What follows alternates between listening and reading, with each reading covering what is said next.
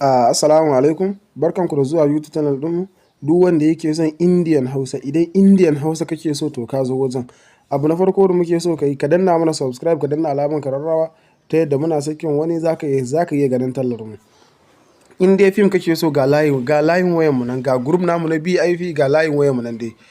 Ka ɗauka ka yi mana magana. In dai group kake so na WhatsApp ko na Telegram, duk yadda kake so akwai.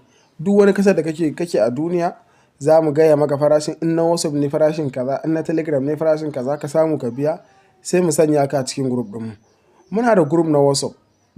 Fina-finan da suke fitowa gaba ɗaya na wata ɗaya dai mutum yake biya.